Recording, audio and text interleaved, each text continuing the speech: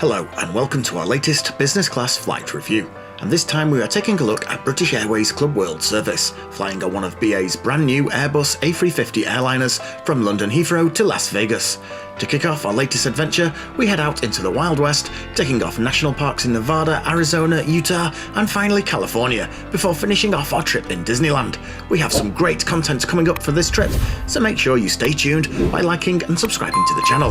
But first up is our flight out on British Airways Club World, which is British Airways' current name for their long-haul business class product, with Club Europe being the name given to business class on shorter European flights. BA has had a bit of a kicking lately. We are not their biggest fans, and we always found their service a touch boring. But as of late, the internet seems to have decided they are absolutely diabolical, at least the corners of the internet we inhabit. Terrible service, late and cancelled flights, bare-bone products, and old outdated cabins and seats. And that's before we get into the hoo-ha surrounding the changes to their flying club. But that's for another day. But for this video, we are just going to take BA as we find them, and let you know what level of service you can expect on their long-haul business class Club World product. For this booking, we had utilised the British Airways Amex card for the last 12 months and had racked up enough spend to qualify for a 2-for-1 companion voucher and enough reward points to book a return flight to Las Vegas. So we set about planning for the trip. Unfortunately, BA's website is pretty awful. We have to say this booking process was one of the clunkiest we have ever used, with the site regularly crashing and searches just coming up empty. We eventually narrowed it down and got ready to book, and we hit our first major snag. We wanted an open jaw flight, planning to come back from LAX rather than Vegas. This was easy enough to plan out on the website when it didn't crash, but we could not use our voucher or points to book, so we needed to pick up the phone, which is a bit of an issue for our generation. The call handler instantly gave the impression they didn't really know what they were doing and claimed the flights we were seeing on our screen did not exist and we couldn't book them. A real pain, but after a brief conference with her manager, she explained it might be a system issue and we could go ahead in one of the most complex and convoluted booking procedures we have ever encountered. Booking one leg ourselves online with them booking the other and then getting points refunded and swapped around all over the place. We were pretty convinced this would not work out right, but full credit to the call handler, the whole trip came through exactly as we expected, right down to the last point. But if their systems had just worked better, this would not have been an issue. We do have to give them low scores here, even if the call centre agent was exceptional in the end. While booking a reward flight, you are still liable to pay all the taxes and fees, and this came to £475 and cost us 90,000 in Avios points and our 2-for-1 voucher. This was both the Manchester leg and the London to Las Vegas leg, as it counted as one flight, so £475 for a business class flight for two from Manchester to Las Vegas seemed pretty good value to us. The 2-for-1 voucher also applied to the return leg from LAX, but this was in World Traveller Economy class, so we'll cover that in another video. The next huge black mark here is seat selection, as BA charges for seat selection even in business class. While for this video the focus is on our Heathrow to Las Vegas leg, we were also booked to fly down from Manchester on a shorter Club Europe flight. This meant to choose our seats for the outward leg, it would have cost us nearly £150 per person, with another £100 for the return leg. That's a pretty poor show from BA in our opinion, and we were lucky we just don't care too much about seat selection in business class, as you get your own little space anyway, so we do not need to be seated together. You do get the chance to select your seat at check-in 24 hours before the flight, assuming there are any left to select, otherwise it's just auto-assigned. Check-in was another black mark and left us pretty despondent about the whole trip. We secured some seats close by to each other and in a reasonable part of the cabin, or so we thought, but the online check-in system was terribly clunky, it crashed several times and by the end left us requiring to check in at the airport, but at least we got our seats. At the airport, check-in was also pretty frustrating, with our hop down to Heathrow not opening for check-in until 2 hours before the flight, not much time for our lounge at Manchester, and the agent had a really hard time getting us verified and needed to see our ESTAs and all kinds of things, eventually accepting us onto the flight. You can see our Club Europe flight and our thoughts on the business class lounge offerings in our upcoming videos, but it was a bit of a mixed bag overall. Once in London, we were directed to our business class lounge out in the B gates. Again, we have a full video on the lounge which you can find in our description and up above, but overall we were pretty exhausted at this point with BA and the seemingly endless issues, and we were ready to believe some of the worst press surrounding them, really not looking forward to the flight. But at this point, they began to turn it all around. The lounge was really nice, and despite not being very hungry after being fed twice already, and also well lubricated after drinks in the Manchester lounge and on board on the way down, we did our best to sample the lounge's excellent offerings before heading off to board the flight. Boarding had been pretty chaotic in Manchester, but here things were much more civilised. We were boarded early, settled into our fantastic club suite, and presented with a glass of champagne while the flight crew readied the aircraft for departure. As we waited for the departure, the crew took the time to go around the cabin, introduce themselves, and take our main meal and in-cruise drinks orders, which is always a nice touch.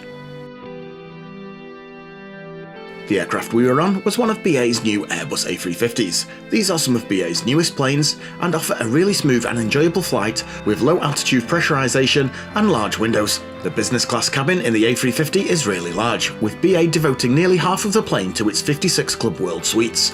There is no first class, so business class is first aboard. Due to the size of the cabin, the business class portion overflows the front portion of the plane and is broken into two, with a smaller cabin behind the central, a galley and toilets. This also means there is basically zero contact with the economy class passengers, as there is no reason for them to come forward from their cabins. We would have preferred the small cabin area, but these were all booked ahead of check-in. In fact, we had very little option, but managed to get seats 6 and 7K on the right of the aircraft, with 6K having 2 windows, which is always nice. Couples are often advised to book the middle 2 seats, E and F, as with the suite doors closed and the central partition down, you get quite a bit of privacy. But we just prefer window seats, and we were still right next to each other anyway. All of BA's A350 fleet comes with the new Club Suite, so let's take a look at our little cabin of luxury in the sky. BA's old Club World seats took a bit of hammering on launch and have not aged any better, with aisle access on some seats requiring climbing over your seatmate, who may well be a stranger, and generally awkward and uncomfortable seating. The introduction of the new Club Suite was a welcome announcement, and the slow retrofitting of the entire fleet is underway. We strongly advise you check what cabin you will be booking on and avoid anything with the old Club World seats like the plague. But is this new Club Suite any better? In short, yes. In fact, this is about the best business class seat we have tried out so far. They seem to have got this one just right. On Virgin Atlantic's free styles, there always seems to be a trade-off between privacy and space, with the old herringbone design being the comfiest and the most spacious seat, but zero privacy, and the newest suite on the A350neo being really private, but all the comfort of your very own coffin. Their A350 suite is a compromise between the two and our favourite layout of the three, but BA's Club Suite seems to have avoided any of these compromises. The fully closable doors allows total privacy, but the seat still feels large and spacious, and when converting down to lay flat, there is still lots of space and you do not feel like you are laying down for the eternal rest. There were loads of little hidey holes and storage compartments, and overall the whole suite is just very well laid out. It has a very BMW feel to it, lots of wood and metal, albeit faux, and laid out in a very organised or German fashion. It was a very nice place to spend 11 hours. We also liked the fact that they shunned leather for the seat. This was probably cost saving, but we were not really leather seat fans, so we found the fabric seat more comfortable. We received a bottle of water and a very nice white company amenities kit, much nicer than the paper kits we get on Virgin. There was also a really nice comfort pack, a pillow, and some pretty substantial headphones. The only thing lacking was a set of PJs, but as this was a day flight, that is to be expected. The seat was really comfy, and 11 hours later, arriving in Vegas, there were no issues related to seat discomfort at all. The seat was adjusted via this handy control panel, and unlike most airline seats, it seemed to make sense and do what you imagined it would. That sounds odd, but a lot of these panels we use just do random things, and you just seem to hit buttons until you get comfy. But BA's really made sense with one button for recline and one to adjust the leg rest. This was simple and afforded a lot of choice to get comfy. And of course, there is the lay flat option, but we will test that out later. The flight got away pretty much on time, and we were off into the airways as we headed out over Ireland and out across the Atlantic, with wonderful views out of both of my windows. Here we hit the first and possibly only snafu with the online service, the drink service. We had already ordered our meal and at the same time chosen our in-cruise drink. We love this and know it makes things way easier for the cabin crew, who can now just deliver the drinks rather than taking orders in the air. It's not like in economy where they have a trolley. However, for some reason this service was painfully slow. We hate to complain about this, but it took our crew member over an hour to get us our drinks, and that really isn't acceptable. From observing other areas, it could be our crew member was understaffed, as there seemed to be 2 people on the other zones covering what she was doing alone. But still, these other zones were not that much further ahead. First world issues we know, but an hour to receive our first drink is problematic. We also realised our seat placement was really poor. We had assumed the service would be from front to back, as is normally the case, and indeed it was. However, due to the large cabin, service is performed from both galleys, meaning we were the farthest away from both of the galleys, and we were basically served last. You live and learn, but to be honest, we had very little choice as we were not willing to stump up the extra £150 to select our seats. Around 45 minutes and a couple of drinks later, we received our main meal.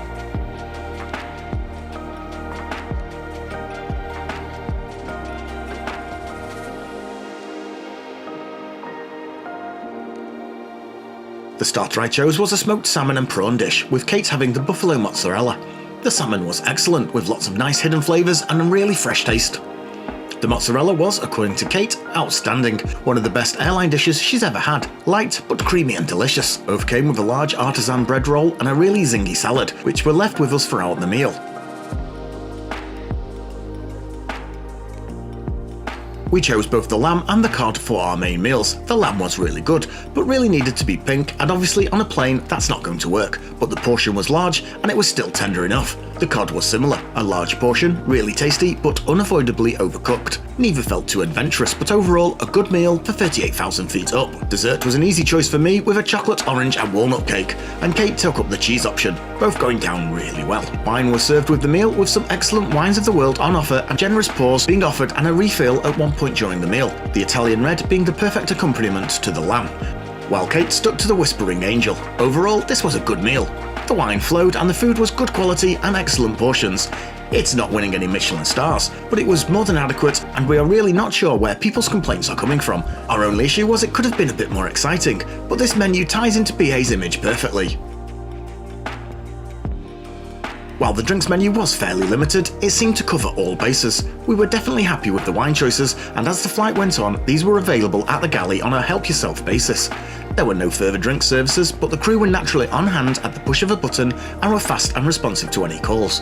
But we still preferred to head up to the galley, where any drinks requests were dealt with on the spot. I really enjoyed the Speedbird IPA from Brewdog, which is BA's beer-based collaboration, taking its name from the old Concorde call sign. And it was a nice brew, as expected from Brewdog. The Singleton is an excellent whiskey, and we happily drank as much as we pleased throughout the flight. Again, we can't imagine where anyone's complaints are coming from based on the lack of drinks, apart from that slow initial drink service. The Inflight Entertainment was really good. In recent years, Virgin Atlantic's Vera system has gone from excellent to abysmal. We used to look forward to catching up on some movies via our flights, but on recent trips, we struggled to fill the time with Virgin's lineup of films. With the criticism of BA recently, we feared the worst, but the film library was huge, with all the latest films available and a huge back catalogue of varied and destination-appropriate films. They seemed to have the Disney side of things sewn up, and browsing movies felt a bit like Disney Plus at times, and we were back to having to choose carefully in case we missed out on something we wanted to watch. Honestly, trying to scroll through the whole collection left me with an aching arm. There was also a good selection of TV shows, so if you just wanted something mindless to pass the time, that was also an option. The system itself was very BA, a bit bland, boring, businesslike, but completely functional. It did the job of getting the content onto your screen perfectly, but not with any real style. We did also like the safety briefing video, which was very funny and perfectly fitting to a British airline. We also love the fact that airlines have taken to having humorous safety videos to add a touch of levity to a pretty tedious and serious part of the flying experience. The screen itself was fantastic, large, bright and high resolution. The days of small res in-flight screens seemed to be over. Touch was very responsive, and even with the window open, you could see the screen perfectly. In fact, it was necessary to switch it off or dim it later in the flight when we decided to get some rest. There were also loads of PowerPoints of various types all around, so keeping your devices topped up will not be a problem. I like to stick some music on as I drift off to sleep to block out the cabin noise, but the music selection was really poor. It wasn't just not to my taste, they just didn't seem to have any real music selections at all. It was just a sparse array of in-concert performances. Fortunately, I just reverted to Spotify as we had downloaded some playlists for our travels. The second issue may be the biggest first world problem going. You see, the screen was just a bit too far away. Once the seat was nicely reclined, you couldn't quite reach the touchscreen to change the channel without hauling yourself up. We know, the horror.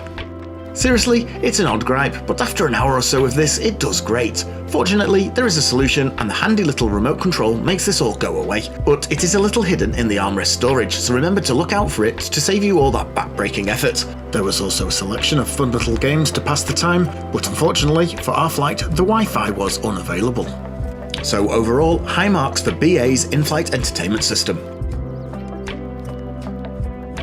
As the flight drew on, we dived into the movies and kicked back in the fantastic suites.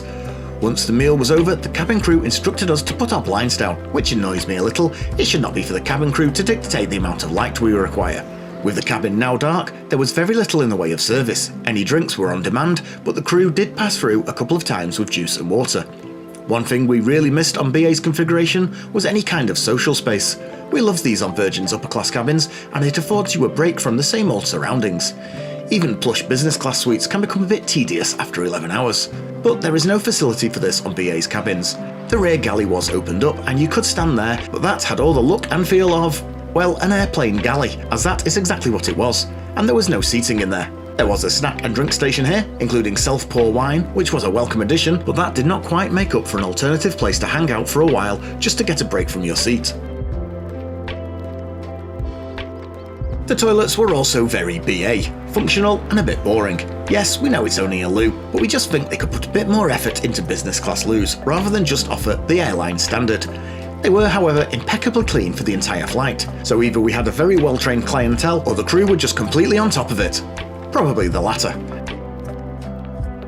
After a couple of movies, just a little bit too much of the self-pour wine, and a long day with our local time getting up past midnight, our eyes inevitably started drawing closed and it was time to test out the lay flat bed. And the results were excellent. The seat folded right down to absolute flat, and with the added bed in a bag kit it made up to be a really comfy place to sleep. When fully flat, the bed was not too low, and that coffin-like feel you get on some airline seats was absent. The fully closable door made you feel safe and secure, but there was still space either side of you to breathe. With the cabin dark and some gentle music playing in my headphones, I quickly fell off to sleep.